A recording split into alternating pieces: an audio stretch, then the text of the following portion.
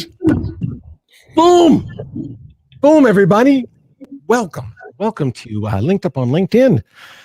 Peter Clarke, Red TV, and I want to welcome everybody from around the world today. I know we're around the world today because I'm talking to someone in another day. I just love time travel.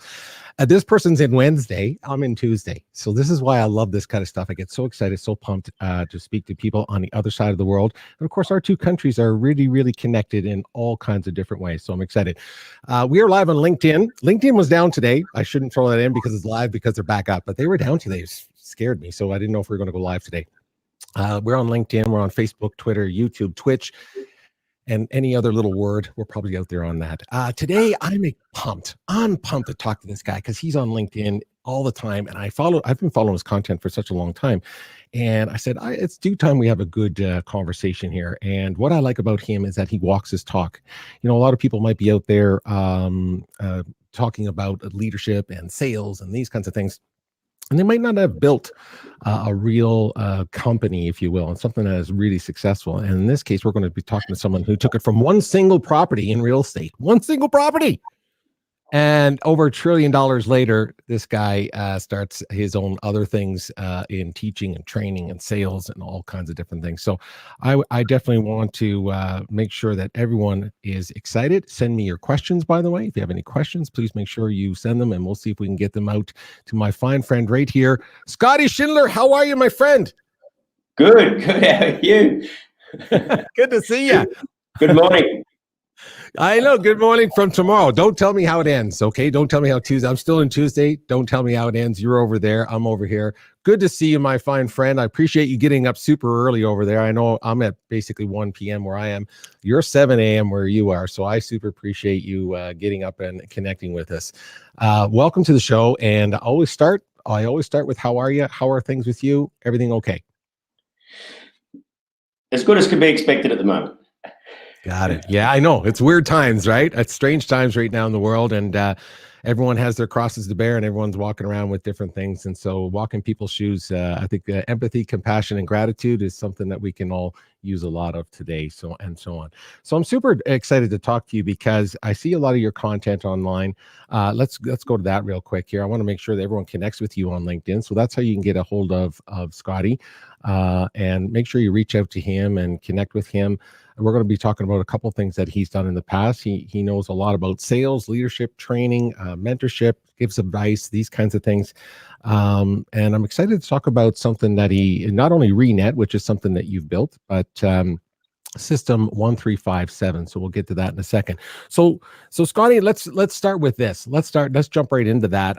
Tell us a little bit about, for Cole's Notes version, if you can, real quick, because people can jump out to your website. ReNet, you started that like from scratch, one guy, one person, and boom, $1 trillion later. Cole's Notes version of that. Well, actually, ReNet was my 6th attempt at a startup. So it took me 2 years to get ReNet off the ground. And I did actually literally start with one property in the database. And by the time I'd finished and exited and sold the company, the database was managing over $1.125 trillion worth of real estate across Australia and New Zealand. And, you know, I watched that grow, and it was actually a figure I put on the front of the website. All my clients watched that grow. You know, I remember when it was like $100 million. It was like, wow. And, yeah, and then it got to like the billion, and then it got to 100 billion. And obviously by the time I finished, it went over $1.125 trillion worth of real estate. I should have taken 10% commission off everything, but anyway. Right? Should have put it on a royalty thing, just a royalty thing completely. Yeah, I get that. No, that's fantastic. It's such a great story. And again, I want everyone to make sure they run out to LinkedIn and check into your biography. Of course, on your website as well. I'll run that along the bottom there. You can go to scottyschindler.com or system1357.com. And we're going to talk about that. I want to jump right to that because I see what this is. And I'm actually going to bring up the website for us. But before I bring up the website, because I want to kind of walk it through, sometimes you get lost with just words. So I'm going to bring it up on the screen so you can talk to it a little bit. Talk to the brand new person about System 1357. You know, again, why is that of interest to anyone in sales, in marketing, and leadership, these kinds of things? Why is this system important? Yeah, well, when I exited from the company and I retired early, people wanted to know what I did. You know, how did I actually do it? You know, what was, you know, for want of a better word, what was my secret? And there wasn't really a secret. It was just a lot of hard work.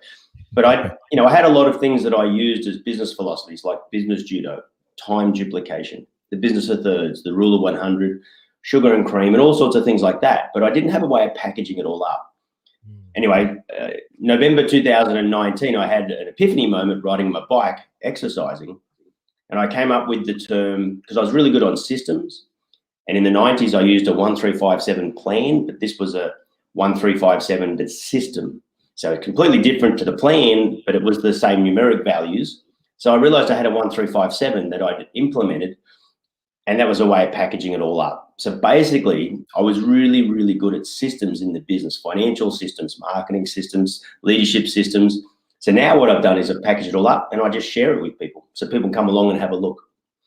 Right, right. So I'm going to bring up the website because I think it's important to kind of give an idea of what we're talking about here. Because again, things get lost when you're just using a lot of words. So this is the main site itself. So in a nutshell, learn, teach, achieve. So this is basically a database for videos and information, and people join this. You know, explain that to me as if I'm 5, because that's actually where my brain is. So.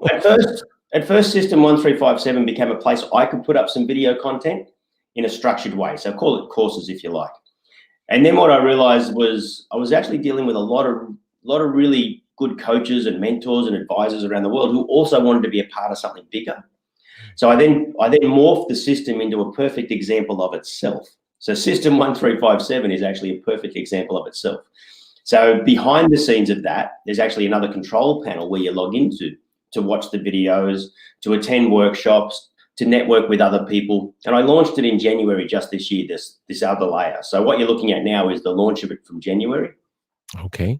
So essentially it's a community-based learning platform that, you know, allows you to either learn, teach, but at the end of the day, achieve all your goals. And we do that via, like I said, there's lessons, there's workshops people can attend. Yeah, so you're looking at some of the lessons there now. And when you log in, you actually get all that full experience. And, you know, it doesn't cost anything either. So people can log in and watch all this stuff that I share, and it's all free. I mean, I'm sharing it now with you for free, except they can now go in if they want to and watch it in a structured way. You know, for example, on the screen right now is the masterclass, if you just stop there. Things like the fish attracting device, the Trojan horse, you know, these techniques that I use to grow a company. And it's all in there. So you can go and look and we'll learn anytime you like.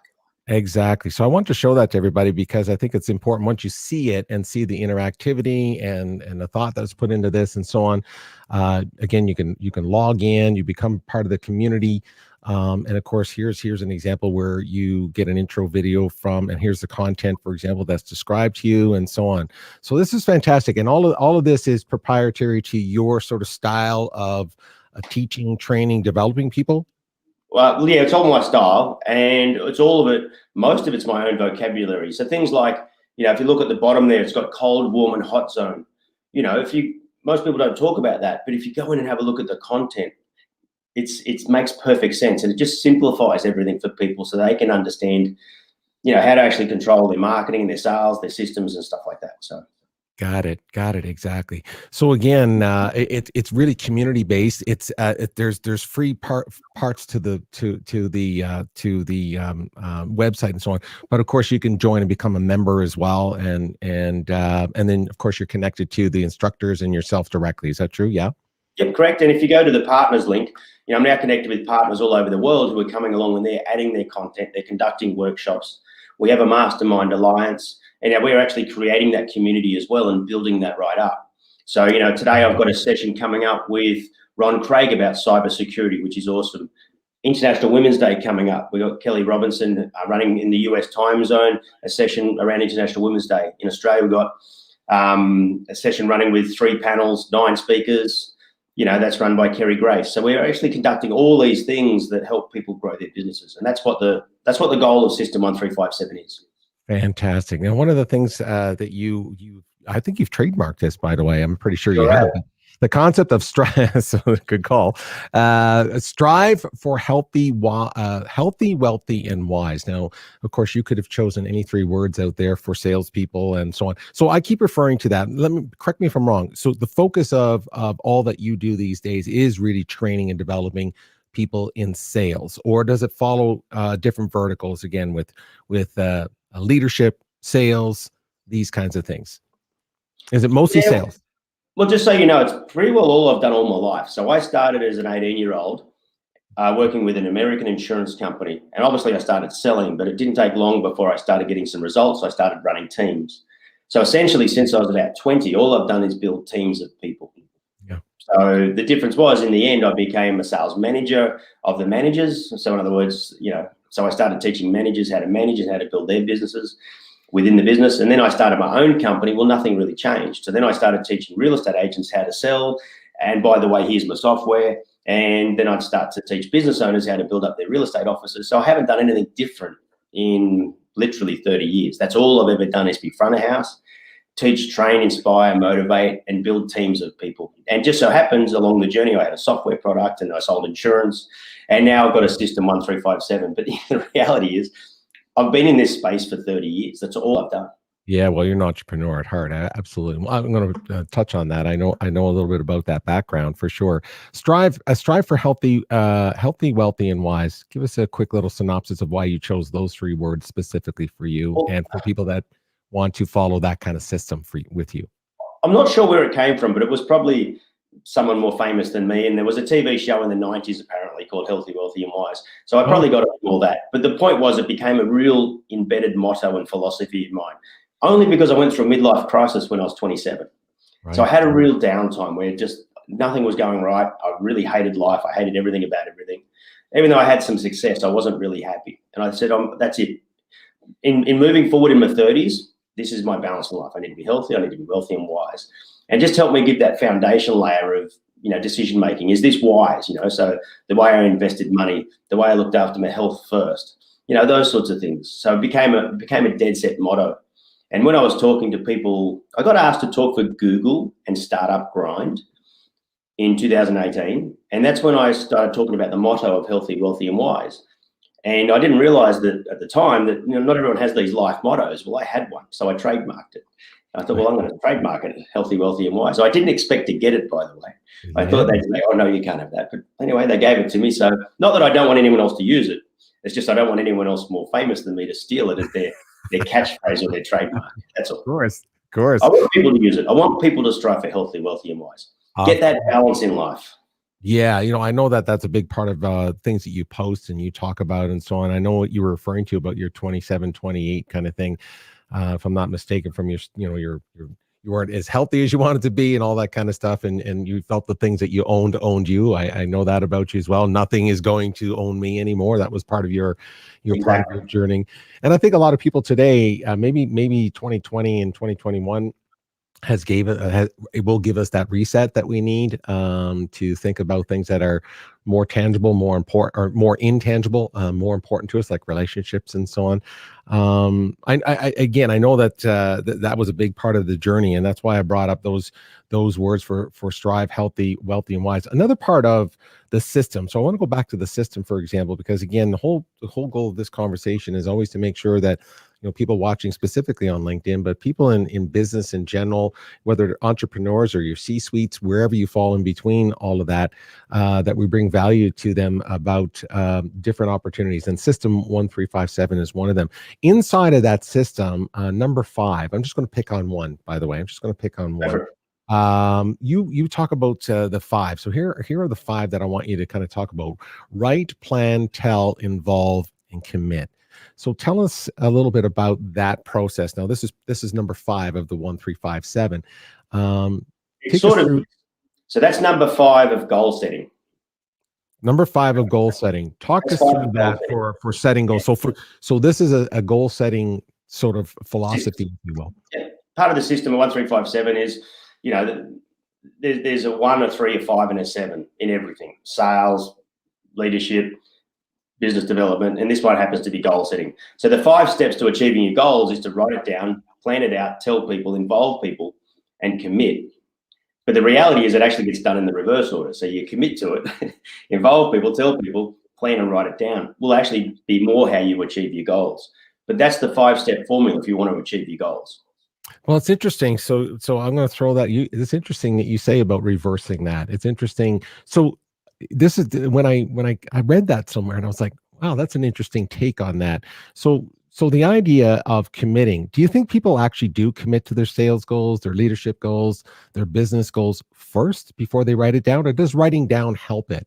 I'm just curious. Writing down does help it because it crystallizes your thoughts. There's no doubt about it. You start mud mapping things out. You start writing things down. It'll help crystallize what you're thinking, and help put pen to paper in your head, as well as physically, emotionally, and all that sort of stuff. So writing it down is important, but it's not the most critical thing. If you never wrote down a single goal in your life, but you committed to achieving the things you want to achieve, well, you'll achieve a lot of them, right? So the commitment's the most important bit, not the writing down. Plenty of people write down goals, but don't commit. Right, that's true. Yes, You've got to commit. So start with commitment, whatever it is. Now, for example, if you want to lose weight, it's the commitment that gets you there, not writing on a bit of paper, I want to lose 10 kilos or 20 kilos. It doesn't do anything. It's a start. But you start telling people and involving people, so you'll achieve way more. But once again, it starts, I believe the achievement of it's in reverse order. Most people start with writing it. They plan it out, what they're going to do, and they'll tell some people about it. And then they may get an accountability partner, and they may sort of commit to it. But if you really commit to it and reverse the order, you'll achieve way more goals. Right. Okay. Fair enough. Yeah. Like I said, I think this is a great conversation just in general, this one. And again, getting people involved, tell, plan, and write. So again, this is just part of the system, everybody, in the process of this, of system 1357. I look back at some of the things you post. I've been following you for a while now. So I always take notes of things that you might have written at one time, and I'll go back and be able to see them and look at them. And at the beginning of this year, and very similar, I did a show about this where we were visiting words that people, because at the year end, everyone always has words and themes, if you will. So this year I'm going to do this, like you said about weight, I'm going to lose weight, whatever it's about health this year. Is always a word and so on. And I know for you, this year, last year was giving back, if I'm not mistaken, but this year, 2021 is focus for you. Walk us through that. What does focus mean to you? Because to be frank with you, that's an often used word, right? So tell us what it means to you, and then why is it so important for everybody this year to stay focused? Yeah, well, it only has to mean something to the person that set their theme, and the theme could be a word or a series of words. It doesn't really matter. So the year before was giving back. Well, that was a series, right? The year before that was completely different, and so on. And in fact, I've been using themes now for 20 odd years. So the difference with focus was, okay, the universe was, I think 2018 was the universe, just so you know. Universe, see where the universe took me. Exactly. Well done. So, and then the year after that was a year of validation. So 19 was a year of validation. So basically I wanted to know during 2019 whether people actually related to some of the things Scotty had to say. Was Scotty lucky, or did Scotty really have some solid foundations and systems that people want to use and they can use? So I went through that journey, and that was fine. So I thought, wow, because of validation, I thought, well, I'm going to give back to all those people that helped validate where I'm at. Now, this year's a year of focus. In other words, you can wander around doing lots of different things, but hang on, what's really important?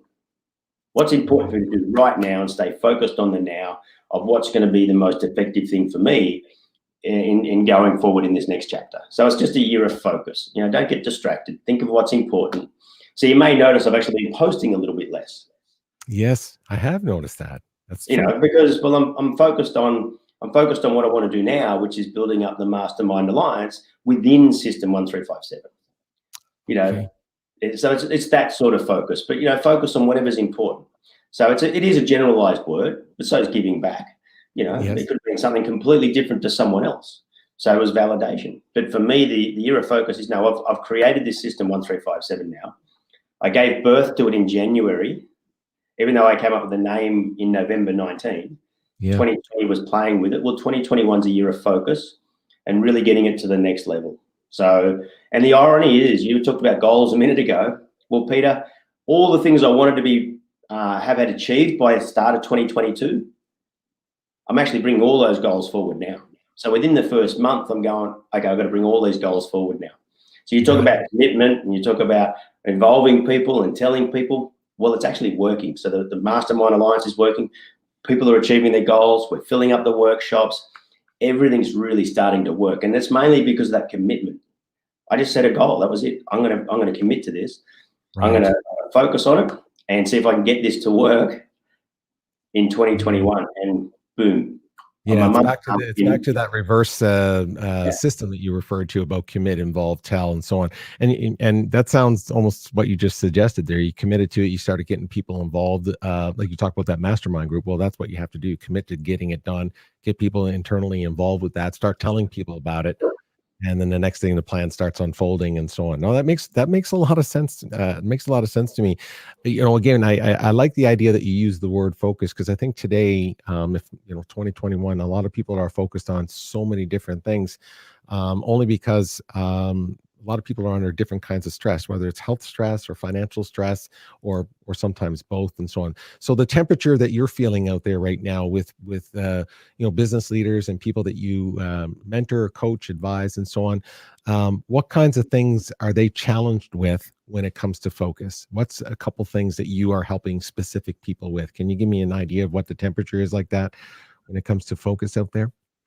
Yeah, well, the focus is my word rather than their word. So very few people come to me and say, well, look, Scott, how can you help me focus? Most people come along and they just ask for advice. Look, I'd like to increase sales. I'm struggling in this area, or, I've got some team issues. What can I do? And so most people have, their word isn't focus. So focus is very much so my word. But in talking to people around the place, there's a bit of divide at the moment where some people are really taking advantage and stepping up to the game. And some people are just sitting back and going, well, it's all just too hard. I just don't know what to do next, and it's just a bit hard. But like I said, there's a lot of people that are just going, well, hang on a minute. What do I need to do? And I'm not going to let this beat me. I'm going to step up to the plate. I'm just going to do whatever it takes. And the discipline's starting to come out. That grit and that determination is really starting to reveal true characters in people. Yeah. So they're creating their own focus. I shouldn't have to do that. And if I have to motivate someone to be an entrepreneur, they're not really an entrepreneur. Entrepreneurial people are self-motivated. Yeah, no, that's funny. Yeah, it's interesting. You're taking it in that direction. I'm always fascinated with that conversation. Can you teach that? Can you teach someone that to live with great uncertainty, to live with a lot of fear and doubt and all the things that come along with being an entrepreneur? I wonder if you can teach that, or is that just inside? What do you think of that? Is that innate? I think it has to come from within, full stop. You can't make someone become an elite athlete no matter how much potential they've got. It has to, that grit and determination has to come from within. And usually it's to do with adversity. How many people have you seen break a leg as an elite athlete? 4 years later, they make the Olympic team and win a medal.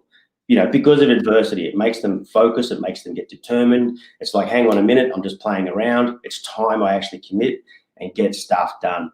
And that's the same as entrepreneurialism. You can have all the potential in the world. You can have a great product and all sorts of things, but it's that next layer. And often it's adversity that makes people get that inner burning desire to go and achieve whatever it is they want to achieve.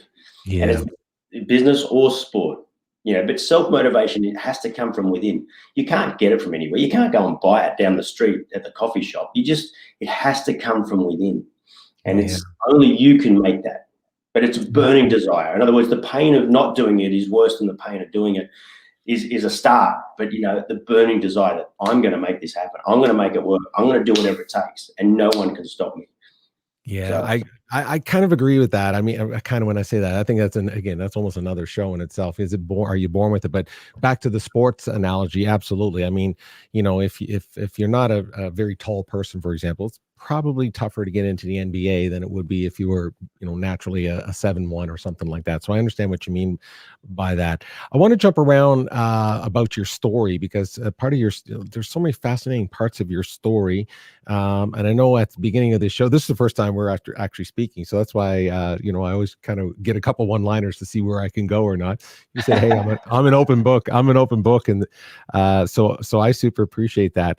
I want to talk about your background, and maybe you can just give us a couple one-liners of how it affected you. So, you came from poverty. You talk about that before. Single mom, I think, as you put it, single mom, 4 kids, 3 dads, all kinds of really, really stressful things as a young person. How do you think that shaped you to want to be so driven as an entrepreneur? Because we just talked about it. Either you have it or you don't. You seem to have it, even though you were, basically behind the eight ball from the beginning. So where do you think that came from? Look, I don't know where it came from, to tell you the truth, but I didn't want to grow up in the same environment that I grew up in. So I didn't want to bring up kids in the same environment I grew up in. So that became a bit of a motivator for me, even though I had no real control over it. It was a bit of a, well, hang on a minute, I might try something different. But if you go back to, where some of this stuff came from, I mean, the poverty bit wasn't really the big issue, and living with the sisters and, all that wasn't really the big issue. I mean, my biggest issue growing up, what made me so independent and strong, was the fact I didn't fit in with anyone either. At school, I didn't have an area to sit in. I walked around the school in the bag on my own, and, I didn't really have friends, and they'd all pick on me and beat me up. So that was, and then when I started surfing, all of a sudden then people wanted to know me. That was like, oh, Scott's a good surfer. Well, all of a sudden, by year 10, I was someone in school that people wanted to know. But before that, so that whole transition from having to be strong within myself, just to go to school every day and walk around the oval and be able to entertain myself and be able to be, have that self-confidence that, just to start surfing, even just to go out there. And when I first started surfing, they'd all pick on me too, go, oh, Scotty, you can't surf. And they'd all be, anyway, long story short is, a lot of my grit and determination, you talk about that within that fire, that belly and on fire type situation, came because of, my years at school. And, if I showed you my school photos, I'm the one that's not in the same school uniform as everyone else, because mine were hand-me-downs. Right. Everyone else had different uniforms to me, because mine were the old ones. Mine were different blue and different pants, and I stood out. I stood out as a kid that wasn't normal, not because of a good thing. I stood out because of a bad thing. What's interesting about what you just said, though, if you came from that kind of a background, getting into any kind of sports is very, very expensive and so on, and that's probably always a barrier for many, many families and kids and so on. Again, how were you able to kind of do that? Because I want to show a clip of you doing some surfing while we chat about it. But surfing itself, I mean, it's such a cool sport. And like you said, if you do get good at it, you become sort of a local rock star kind of thing. So what pushed you in that direction, that particular sport? What pushed you in that direction? Surfing became my center of peace. So when I was in the ocean, I felt good. So I actually get out in the ocean on my own. It's not a team sport, and just do my own thing, and I'd be very happy. So that's what drove me to being in the ocean in the first place. It just turned out I was okay at it. But, you're right. I mean, if I had had maybe a family that could afford to send me places, I might have been able to make a career out of being a professional surfer. So I never got a chance to have a crack at it. So in my older age, I now compete against kids half my age and can beat them, right?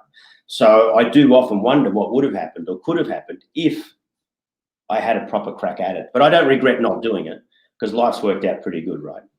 Look at this guy. So I just want to put it on there. I do want to put on any music from the video, because I wasn't sure. But hey, I'll throw on some music for you here. You're just like a rock star out there, my friend. I love it. I mean, it just adds a dynamic to someone's character when you see them doing stuff like this. I don't know. It's just super cool. Yeah, well, that's it. That's me. And talk about rock star status. I want your hair, by the way. Hey, it's stuck. You got to go back to the 80s to get this. This is stuck in 1980s. Slippery When Wet, Bon Jovi. It's just. I'm pretty sure I go to a shop and buy your hair. I'm pretty sure I can. You probably can. I just love the fact that you were able to use this as your place to go as a kid. As a place to kind of go and find that peace. I was just thinking, is that the board that's on the wall? But I don't think it is. There's a board. I love the video. And before I kind of shut it down a little bit, I just wanted to show, I want to go back to the very end here of the video. I want to give credit where credit is due. Right there, it's from, let's put the name up there. I'll move this here because I want to make sure the person who did it for you, there it is. Yeah, I just want to make sure that person, that's from a video that I found off of your site and so on. So just wanted to show people that we're talking to like a real rock star. It's kind of cool. I love it. I love it. Again, I think sports, you're winning at sports, which you've done it I remember I read somewhere, which congratulations, you're one of your proudest moments was winning the world championship over 35. I mean, that's an amazing feat in itself, but you won many awards as an amateur. I wonder what your take on that. Do you have to be a winning, do you think winning in sports made you want to win in business, or were they correlated, or did it matter? Were they just so separate? How did they intertwine for you? I'm not sure what came first, to tell you the truth. Whether winning in sport helped me in business or winning in business helped me in sport. But the reality was, in the 90s, I pretty well stopped surfing the whole time. During the 90s, part of that midlife crisis was I wasn't happy with the fact I wasn't, in my words, I was fat, I was unhealthy, I wasn't living the life I wanted to live. All I was doing was working. So I became a born-again surfer, if that makes any sense.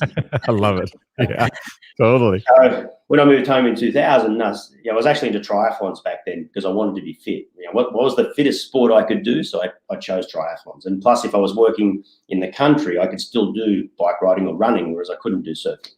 And I could do it at 4 o'clock in the afternoon anywhere in the world to go for a jog. So it made me fitter again, triathlons. But then I got back into surfing. But winning in sport, the discipline required in winning in sport, that focus and everything else is the same as it is in business.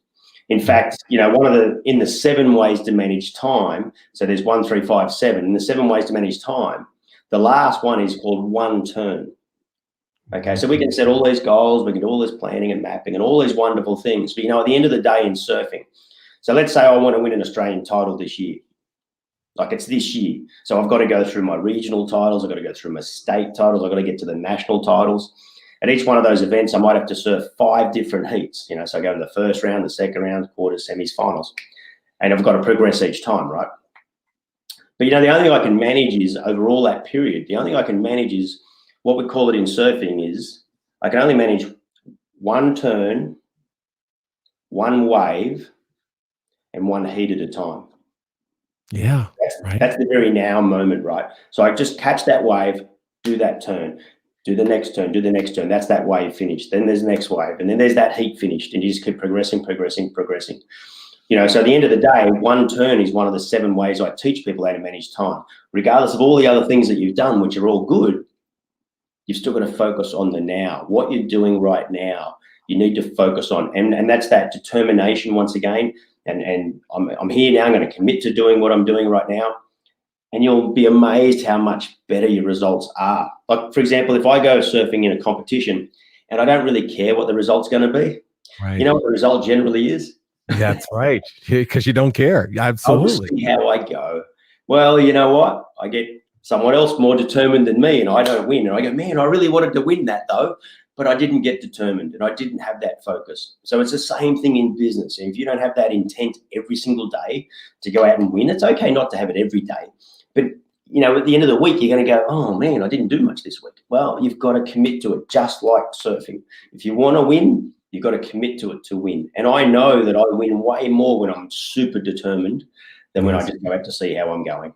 Of course. And again, I think I saw that in one of your posts. I love you really pushed it, clarity, focus, and actions. Clarity, focus, actions. I think one of your posts, why are those 3 words? Again, you just explained it, but clarity, focus, and actions. Why those 3? Why that order? Why is that so important to people, especially 2021 right now? Well, well, when you read it, it just makes perfect sense. Sure. It's almost self-explanatory, but well, another thing with self-determination is, like you were talking about the sport and the business, the one thing in sport, which is an easy analogy for me to give. So it's an easy analogy. So when I was really determined, I used to go out and say, well, you know what? Those other guys are going to have to try and beat me because I'm going to do the best I can. They're going to have to beat me because I'm going out to be the best I can. Now, I can't guarantee I'm going to win the heat, but I can be clear, focused, and do all the actions necessary. And the other guys are just going to have to beat me. If they beat me, so be it. But I'm going to make sure I've given my 100%. I've given it a 10 out of 10 effort. You know what I mean? So you leave it out there. I know. I love that analogy because I use that. I still play sports a little bit myself. Ice hockey, very similar to surfing. Anyway, but you're right. The idea, the attitude is, you know what? I'm not going to lose. You can beat me, but I'm not going to lose. And there's a big difference between that mindset that you just referred to about the clarity, focus, and then the actions to back it up and so on. I think part of that actions would also be preparation, correct? I mean, you've done right? You've done the work to be there and all those kinds of things. And the reality is, you don't win in that heat anyway, because you're as good a surfer. Like if I go in a competition tomorrow, there's nothing I can physically do today to make myself any better tomorrow. It's actually the last year of preparation, the last 10 years of preparation, not what I do today. It's not like homework at school where you can cram it in. Right. You're as good tomorrow as you are today, but you just got to focus on that or plan for it. So if I've got an event coming up later in the year, well, I just need to focus on that event coming up and train and have a schedule and do all the right things for it. In fact, it's almost the opposite when I talk about focus. An Olympic runner that does a marathon, what do you think he does the day before the marathon? Not much. Well, relaxed, right? Get a mindset, get the mindset happening, right? He's already done all the actions necessary. Now he's just getting his head right that, okay, tomorrow I'm going to wake up, I'm going to have my fluid, I'm going to have a light breakfast, I'm going to do a few stretches, and I'm going to get ready for the day of execution, right? So anyway, actions could be done in 1,000 different ways, whether I talk about it as business or sport. But the clarity focus actions, simple formula. It's more of that self-discipline to yourself. Am I clear? Am I focused? Am I doing the right actions? Absolutely. I love it. Again, the analogies between the sports. As a sports person, I love those analogies and so on. I speak to a lot of people in the sports business and also in all kinds of different verticals. And this is a very, very important subject matter. And again, because we're speaking on specifically linked up on LinkedIn, but this is content that people can use for their businesses, for their life in general. Now, you started a company from scratch, you grew it, you retired from it, you started all kinds of other different initiatives and so on. You have to be a leader to do that. So I'm fascinated with your definition of that. Can you tell me what you think leadership is? What does leadership mean to you? It's a good question. It's a bit of a buzzword. I didn't know how much of a buzzword it was till I went on LinkedIn. And, there's all these different opinions of what leadership is. And in fact, to be honest with you, I don't even call myself a leader, but I guess I was, because I had to lead a company and so on. But I never saw myself as a leader. I always saw myself as someone who was driven and determined and wanted to create a team of people that wanted to come along the journey with me, rather than saw myself as the leader. I mean, I was responsible, so I guess I was the leader, but I was never really the leader. In fact, more to the point, I hired people who were smarter than me to do the work for me, rather than hiring. So, I find a graphic designer that was better doing graphics than me. Why do I want someone that's worse than me or as good as me? I want someone to be better than me and then let them be better than me. So I built a team that way. And that was the same whether it was program, support, design, anything at all. And then I just let them be better than me. So as a leader, I never really saw myself as a true leader. I was building a team and I was building a community of clients. I never had contracts for clients even. All my clients stayed because they wanted to stay. Now, you can call that good leadership if you like, the way I taught, the way I trained and did all those sorts of things. Right. But I didn't really categorize myself under that leadership, as you'd see it as a buzzword on LinkedIn. It was just what I thought was the right thing to do. But I do have a system 1357 with leadership, so the 3 is the key report and the 5 includes the personal development interviews. These are all things that I did in leadership to create the company and build up staff and clients. So I do have a 1357 around leadership. That makes a lot of sense. Now you brought it up, so thank you for doing that. Team building. So you just automatically from the leader, you said, hey, really, I just surrounded myself with great people, and that's a very common response as well. I should say that for great leaders, that is not all leaders, but for great leaders, they always want to surround themselves. You want to be not so much the smartest person in the room all the time. You want to make sure that I heard that phrase where if you go into a room and you're the smartest person in the room, it's the wrong room. Find another room. Okay. Find another room. So as you built teams and so on, and even as you help other leaders do that today to build teams, what do you think makes a good team player? What do you look for when you were building teams? What makes a good team player? Yeah, that's another interesting thing. And he asked, 100 people how to make a chocolate cake, you're going to get 100 different answers. And but a good team player is someone who just wants to play with the team. Someone who is going to be able to do what they say they're going to do, be forgiving of other people. If they think of a football team, every now and then someone's going to drop a ball, but it's okay. We're just going to pick it back up again and run again. So team players are people who can do what they say they're going to do. and are forgiving with other people, and obviously want to work together collectively and not be, stealing the show kind of person.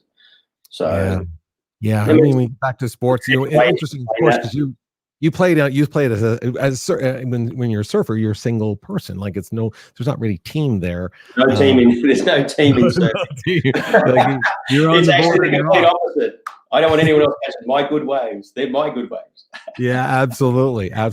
But you're absolutely right. I mean, one of the things about being a team player is, like you said, you have to recognize your position in the team, on the team, and what you bring to the team, and then bring that 100%. You're at the mercy. For most leaders, you're at the mercy of your weakest link, if you will, and you want to make sure that everyone's kind of pulling their own weight and so on. So, I mean, obviously, you don't go from one property to a company that has over $1 trillion in assets without being able to pick good team players. So kudos to you for that. Can I give you another analogy, Peter? Yeah, please do. So what you probably haven't picked up on is I've been in the fire brigade here for 8 years. Yes. Now that's a completely different team situation if you talk about strengths and weaknesses and things like that. So we've all got different strengths and weaknesses in the fire brigade. We've all got different backgrounds and so on. And it's actually paramilitary in the fire brigade. So it's actually in order of how long you've been in the fire brigade is to your level of, leadership, as in completely. It's not even optional, right? So someone that's been in 10 years is the boss of someone who's been in for 5 years. It's just the way it is, no matter how much knowledge or experience someone else has. So that's very paramilitary, but we've all got different strengths and weaknesses. Some of the guys, they've got plumbing backgrounds, or they've got, timber cutting backgrounds, or they've got electrical backgrounds, or they've got medical backgrounds, or they've got all sorts of things. So we all have to work with each other. And that's just within the fire brigade. But when we're on scene, we might be also on the scene with the police, the ambulance. Does that make sense? Yes. So in actual fact, we got to help the ambulance guys. They help us, or the police help us. We help them. So there's actually teams within teams in some of these incident grounds. We go to a house on fire, a building on fire, and all of a sudden there's all these people with different strengths and weaknesses, like a massive team, and we've all got to get along in the heat of the moment. Right. In the heat of the moment, like when we're under really immense pressure. And people are stressing out, and the house is on fire, and they're not sure where Johnny is. I think Johnny's still stuck inside, and we've got to go and look for him. And it's a really intense moment, and we've all got to get along. So you have to know what your expertise is, and you got to be exactly, and that's life and death. Now we're talking life and death stuff. So it potentially could be, something dumb happens. Well, it could be something that's not going to be very good at the end. So, at the end of the day, some of us are really good with certain things. Like one of my weaknesses is medical. I'm not a very good medical person. When it comes to blood, I'm not in there. But if you want me to walk in the house on fire, no problems at all. So I got no issues with that sort of stuff. And some of the guys are a little bit different. One of the guys doesn't like heights, for example. Well, we know that. We're not going to get him to put up the ladder. So we work with everyone's team strengths at the same time. Absolutely. No, that makes complete sense. It makes complete sense. I appreciate that. Appreciate that analogy too. And thank you for your service for being, I know you said it's an honorary paid version, but technically it's free. And so, good for you to give back to the community like that. I appreciate you adding that in there. Your journey is fantastic. I want to make sure that people go out and check out your LinkedIn profile, and then from there they can go on to the websites, which I have here as well. And it's a fascinating journey about starting from scratch, and then you continue now to work with people, again, to help them get clarity and focus and help them with goals and so on. I'm wondering, do you take the time to do this, but what do you think you're most proud of with your journey to date so far? And when I'm talking about the whole thing. I'm talking about the whole journey. What are you most proud of? Look, I can't pinpoint it to one. I'm really proud of the fact I've been with my wife since we've been 16, and we've stayed married through the entire journey. So I'm really proud of that. The fact that I've got the family and everything else, that I've managed to achieve one of my goals in life, which was to settle down and have a family. And yes, that was a huge thing. But when I woke up one day in 2018, and I went, wow, I actually pulled all that off. I started a company. I went on the entrepreneurial journey. I exited, and I retired early, financially independent. Completely. I mean, the definition of wealth, I could give you a quick definition. It's a bit like the Robert Kiyosaki one, which is if you stop work today, how long could you keep, living for your current income, right? So, the definition of wealth is, well, if you're making more money than you need for the rest of your life, well, then you're wealthy, right? So it depends how much wealth erosion you've got, what owns you instead of the other way around. Yes. So I was sitting there lying in bed going, wow, I managed to pull all that off. So was I very proud? Yeah. But, surfing was another one. I managed to pull that off too, as a second born again surfer. I went, wow, so there's so many things. I could probably put 4 or 5 up there as pinnacle moments, birth of my kids, and, there's a few of them up there, but. I love it. The fact that you went to family first, you talked about your wife, your partner. I think you've known each other since you're 16, if I'm not mistaken. You're married 25 Known years. each other a little bit longer than that, but we've been together since 16. Yeah, see, that's amazing. That's unbelievable to have someone in your corner like that. I love that. And you talked about that independence. I love that when no one has their thumb on you like that.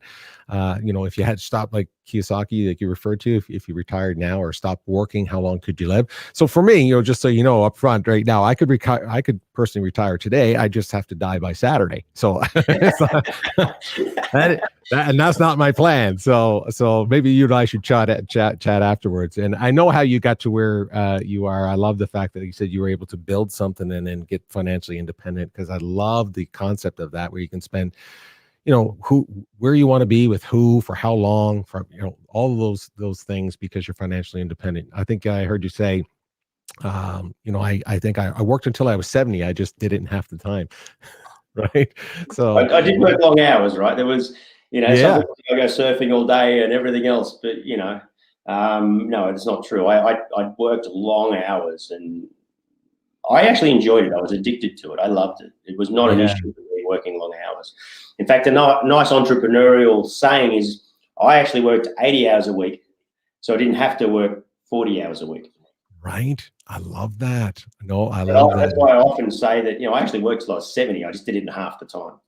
Yeah. All right. You brought up a very cool person in your life right there.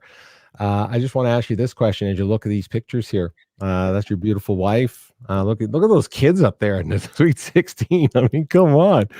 I mean, this is fantastic. So let's push it back to we're around the married guy. See up there, that married picture? What would you say? What would you say to that guy right now? What would you say to your younger self right now? Right there, up there, you met at 16, you got married, so now you're married. What would you say to that person up there? Oh, mainly that everything will be okay. Everything will be okay. Yeah. What were you feeling? Yourself, everything will be okay. You can do it. Yeah, I think. And did you feel like that in that picture? Did you really feel that? Were you that confident about where you were going, or were you can you look back at that and go, wow, I think was I lost there? Did you know where you were going at that point? Yeah, that time, we'd already bought a house, and I was paying off a house, and I was trying to set myself up and do some things. So I was learning. I was doing my entrepreneurial apprenticeship working for the American insurance company. And, that was something I don't regret. So, I wasn't unhappy with where I was then. As you can see, I wasn't very fit there. And that wasn't even when I was at my biggest. I was 25 there. And, two more years later, the trajectory wasn't very good, right? I think again, for you to be able to look back at that and have someone in your corner for that long, congratulations for that. I think that's an amazing thing to you and your wife and so on. It's been very difficult times, in people's lives. My condolences to you. I know you lost, your mother-in-law back in October of 2020. So you've experienced loss, and a lot of people have lost lots of different people in their lives, their businesses, and so on. I'm just curious, not necessarily just with your business, but with you as well. What keeps you hopeful and optimistic these days? Well, actually, these days, it's interesting because I've never not had.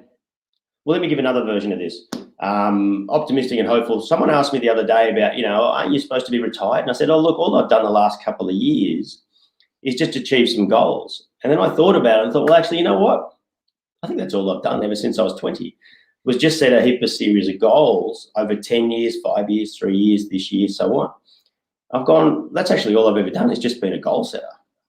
So when it comes time to, setting goals and being hopeful and being able to look past the little things that happen and the adversities in life, it's all about those goals that you've got in front of you that help steer and drive you. Not that everything's going to go perfect. That's just the way it is. But, if you still just means you've got to pivot or, adjust a bit or reset, but, having those visions of what you want to be in 10 years' time, really helps with dealing with what goes wrong today or this week or this month, because it doesn't really affect the 10-year plan. It doesn't really steer you out of the way, right? So, unless I want to completely pivot and change, but, at the end of the day, that's what's always kept me as a guiding light, and that focus is a life motto of strive for healthy, wealthy, and wise, and setting those long-term goals, So that's at all times what's helped drive me along the way. Oh, that's fantastic. And absolutely strive for healthy, wealthy, and wise. Trademark, by the way, everybody, just so you know, trademark. But go ahead and use it, because we all want to strive for that. We all want to strive for that. Scotty, this has been fantastic. Let's have some fun. Listen, it's been fun to date. I don't know about you. I've been having fun. You're not going to ask me to sing, are you? I can't sing. Well, we could. I mean, I got a guitar and a piano there, but anyway, we'll do that another day. But it's interesting on LinkedIn. You talked about connecting on LinkedIn, and I followed your content, and we've crossed each other's comments and so on. But you don't get to know people like really, really well. So I come up with something called This or That. We're going to do this or that with Scotty Schindler. Okay, so we're going to do this or that. I'll throw out a couple things. You just pick one of those, and that will give us a little insight into the mind of Scotty Schindler. And then everybody on LinkedIn that know you, they're going to know you a little better after this. Okay, so that's what we're going to do right now. Okay, so stay with me on this. No right or wrong. I just want to know when I come down to Australia to see you. We'll start with this: VB or Carlton Draft? Carlton Draft. Whoa, okay, good. I'll see you down at the Rocks on that one. Okay, Spider-Man or Batman? Batman. Batman. And just to go back to VB Carlton Draft, that's beer, everybody. That's the local beers that we're going to have a pint in Australia in the future. How about this one? Again, another Oz question. Here we go. Midnight Oil or In Excess? Oh, no way. That's tough, but In Excess. Yeah, right. My favorite band. Right. Oh, we'll talk about that, Michael. I mean, to this day, I just watched a live concert not too long ago from In Excess. How about this? Convertible or truck? Truck. Oh, really? Yeah. I see you just kind of doing the coast thing, driving with the coast thing. Why a truck? Just curious. Nah? Oh, yeah. I've got 2 trucks. Well, you got a surfboard. I go forward driving and all sorts of things, and I'm out in the sun all day, so I don't need a convertible. Okay, gotcha. Hey, another Oz question for you, so be careful on this one. Here we go. Meat pie, or I think it's called, is it Chico roll? Meat pie. What's a Chico roll? That's something. Chico roll is like a vegetable roll that's deep fried, but yeah. Got it. So meat pie. So meat pie is big down there. I saw a picture of you eating a meat pie. Any day. Any day. Got it. Okay. For travel, Europe or North America for you? Well, I haven't been to Europe. I've been to North America. So North America. North America. Where'd you go in North America? Just curious. We did 3 months over there in 2012. We went through Washington, New York, Philadelphia, then flew over to California, went right through California on a road trip out to Vegas, then spent 6 weeks in Colorado. Also been in and out of Florida a couple of times, and Dallas. So I was actually supposed to go to America again 3 times last year speaking, but that unfortunately didn't happen. So yeah. Now I didn't hear any Canadian dates or locations in there. We went to Central BC. I've been to Central BC, snow skiing, which was pretty good. Watched a game with 𝘾𝙗𝙗𝙗𝙗 what's the other place called? Oh gosh, there's lots of them out there now. Near Big White. The other one's near Big White. Anyway, what'd you say? I just said that's fantastic. I didn't know that you came as part of Canada. Now I'm just one province. Awesome. That ice hockey game, mate, was the best thing. We went and watched the LA Lakers play, and it was terrible basketball. And then we watched American football, but I watched the ice hockey. I watched that any day of the week. The ice hockey. Isn't that cool? Okay, yeah. See, I still play ice hockey. So if you remember, I'm the goalie. I'm the goalie guy. Gets hit with the puck. That's me. Well, the 𝘾𝙗𝙗𝙗 guy saved the day. Unbelievable. Isn't it a cool sport? It is a cool sport if it's not normal. Like I know, I'm just thinking that Aussie rules football and things like that are on the screen down in Oz a lot, but NHL hockey probably not so much. But good for you. I'm glad you saw that. And the Kamloops Blazers is a junior team just below the NHL level, so that's what you saw. But that's how good they are at that. That's exactly where they were. They had to win or something. It was the qualifying thing or something. I can't remember. Probably to go to the Memorial Cup. They were probably going to go to the Memorial Cup or something. But no, it's fantastic. You saw that. Well, come to Calgary next time. Just come over the Rocky Mountains, and I'll be here. Yeah, How about this? Shawshank Redemption or Gladiator? I really liked Shawshank Redemption, actually. Yeah, good movie, right? I love that. See what I the didn't like The Gladiator, but I really liked Shawshank. Yeah, I've been to that town. He refers to it. Say again? Sorry? Yeah, Russell Crowe is just out the back here, about half an hour away. Come on, is he really? Owns property not too far from you? Fantastic. Okay, that's fantastic. Yeah, I'm a Gladiator. I love both of them, by the way. I get caught up in both of them. How about this? Sunrise or sunset? Sunset. A day with Richard Branson on Necker Island or a day with Elon Musk at SpaceX? I would go Richard Branson. Yeah, why is that? Just curious. I've read his books and I just like his story. I like he's more my kind of guy, as far as, you know, he just comes up with an idea, paper napkin moment, says that'll work. I'll just go and make it happen. Done. Yeah. Didn't think about it too hard. I reckon Elon Musk would be a bit more educated, a bit more dry, rather than just a bit more get up and go. Richard Branson's probably more my style, a bit more fun. Nothing wrong with it, but you know. Yeah, no, I get it. No, I get it. I get it. All right, I'll test you on this one. Hope or freedom? It depends on the context, but I'll go freedom. Ah, interesting. Okay. And there's no right or wrong, obviously, but finish this sentence for me, my friend. Finish this. I love my life because I created it. Oh, nice. I love it. Yeah, you created it. You made your bed. Now you're lying in it, right? Yeah, I love that. Right? I love that. Fantastic. Scotty Schindler, my friend, I knew this would be awesome. I so appreciate you getting up so early. You're in the next day. Don't tell me how this one ends. I got to live the rest of this one. So I'm so appreciative of you being here. Love your story. I hope everyone will go out here on LinkedIn to check out a little bit about who you are, what you do, and so on. Your website's down there, scottyschindler.com, system1357.com as well, for people to go out.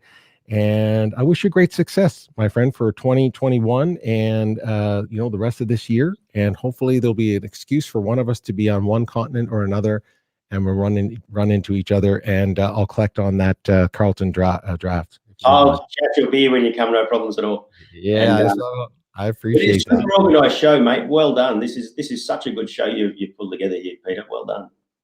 Thank you, my friend. Hey, listen, I super appreciate that. Thank you. No, and it's because I want my audience to enjoy it, and I want you to enjoy it as well. So I appreciate that kind compliment. Everybody, thank you for joining us here on LinkedUp on LinkedIn and Facebook and Twitter and all those other places where we're broadcasting. Now, Scotty, I'm going to give you a choice here, my friend. I'm going to give you a choice of our exit video. I'm going to give you a choice of the exit video. So this is interesting to me because we talked about Richard Branson. I can show you a quick little video of my trip to Necker Island to see Richard, or I can let you see what my dad looks like. I just found this video this morning, so I just put up a little clip of the real Peter Clarke. So your choice. You can see a little Richard Branson or my dad. It's up to you. And I won't take it personally. Listen, neither way. To be honest, I didn't have a dad. So, I didn't have a father figure even. So I'd love to see what your dads are like. Oh, okay. Well, it's just a tiny little clip. And when I was doing some stuff today, getting prepared for and I ran across this video and was like, gosh, you know what? I got to call my dad. Well, I did. I called him right away. And then I said, you know what? I didn't tell him yet. I'm going to say, I'm going to put you on the show later on. So anyway, I'll play it out for my dad. This one's for my dad and so on. Scotty, just a pleasure for us to finally connect. Let's stay connected. And anything that we can do with and connect with each other on LinkedIn and other platforms, I'm right there with you, my friend. Okay, you take good care of yourself and health to your family, and good luck with your business. Everybody else out there, hey, you know what? Let's just be kind out there. Let's be kind. See you on the other side, Scotty. Cheers, everyone. Strive for healthy, wealthy, and wise. Bingo. Love it. Cheers, everyone. Hi, I'm Peter Clarke in beautiful Peggy's Cove, Nova Scotia. You're watching Red TV. I'm the real Peter Clarke. I'm here in Peggy's Cove, and I'm watching Red TV. Let's go. That was good.